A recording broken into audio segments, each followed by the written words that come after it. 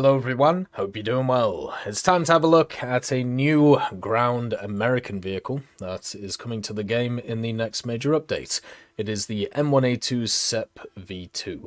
This is a rank 8 battle rating 11.7 vehicle, and basically it takes the standard M1A2 SEP and adds a few extra gizmos on top of it. Basically, you'll find it in the tech tree after the other M1A2s. They are actually making them all rank 8, and also the XM1069, or the ADATs, as it's known. So that will be your rank 8 part of the tech tree after the other Abramses. So what is the difference between the V2 and the standard V1? Well, it does have this additional armor on the side. It has also this extra, I suppose, kind of commander's setup on the top. And at the same time, it has a few more guns all over the place. So the vehicle has two 50 cals attached to it. Also two 7.62 millimeters, which is kind of cool too. It also has the 120mm M256 cannon, which hasn't been changed. So the actual round that this thing uses at the moment is the M829A2, which is pretty much the standard round you'll find on the high-tier Abrams.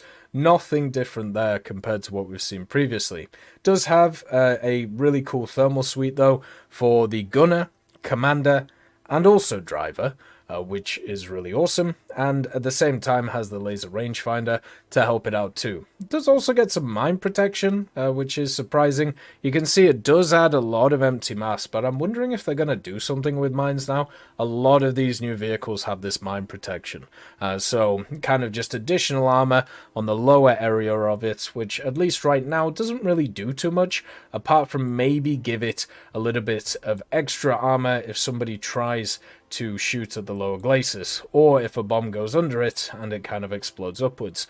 The big changes, apart from the kind of suite up here, is of course the armor. Now this is the ARAT 2 ERA.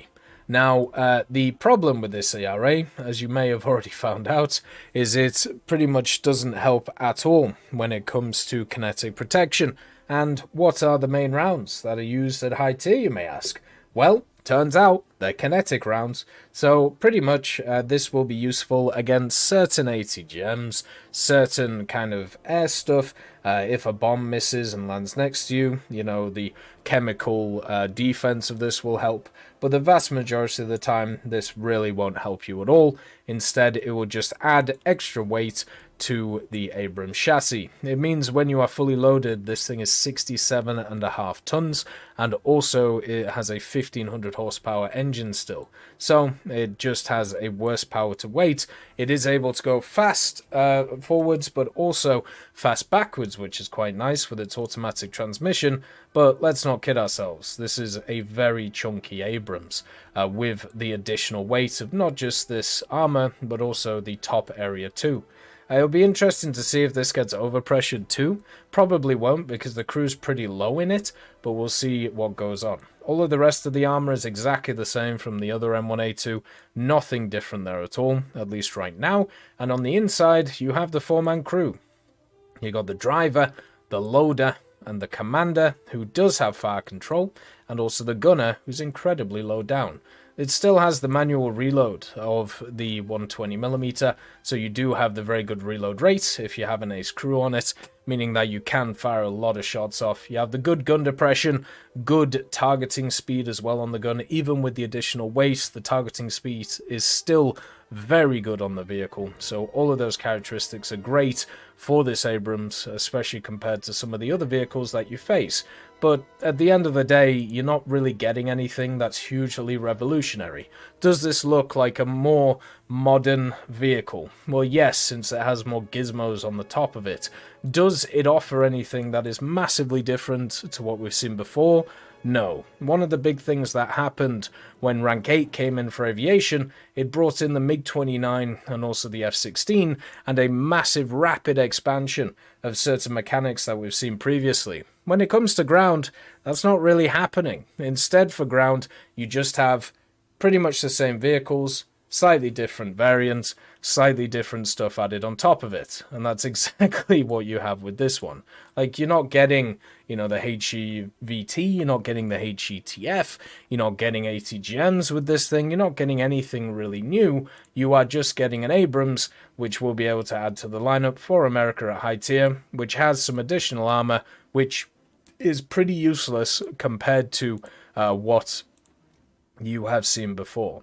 Now, the other thing about it is the fact that it is huge. That's something that you can't get around. Just to kind of give you an idea of how big this vehicle is, it is absolutely massive. It even looks like it's kind of weighed down because of the extra armor on it, but that might just be kind of a visual thing. You will see this thing coming from miles away because of the additional stuff on the turret. You won't be able to hide the top of it. As I said, if it becomes a shot trap, it's going to be absolutely nuts.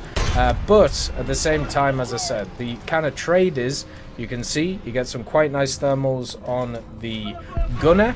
For the commander, you also get some nice thermals, and even the driver can have a bit of fun with his thermals too. So in night battles or in battles where you are engaging from range, this thing will be very good and easily the best Abrams. I'm just a little bit worried about the fact that as a vehicle, it is just absolutely massive and doesn't really offer more protection than the standard Abrams. I've always said the Abrams is one of the more survivable vehicles at the highest echelon because there's so much space inside of it, meaning that a lot of rounds kind of just go straight through the vehicle and go out the other end. Nowadays, that isn't as much of a case because of the simple fact that you have better rounds now, so you can just shoot anywhere on this vehicle and it will just go straight through and just hammer it as it goes. One of the cool things I have noticed though is when it comes to actually going over the kind of obstacles of vegetation or anything, it seems to just completely take it in its stride. So you can see here, it just didn't really lose that much speed going over these things. It might be because it's very high set, or it might be because there are other factors that are at play. At the end of the day, what you're getting out of this vehicle isn't anything new.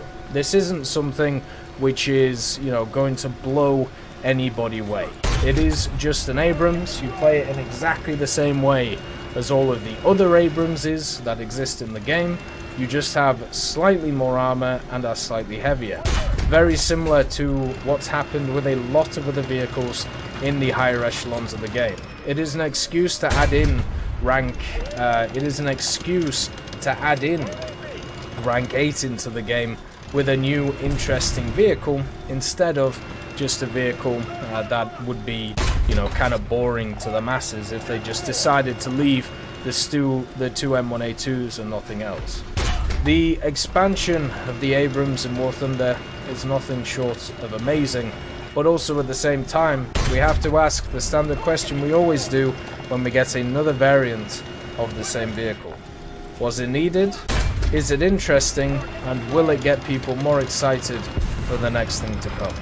As always, I hope you have a wonderful day, and I'll see you next time.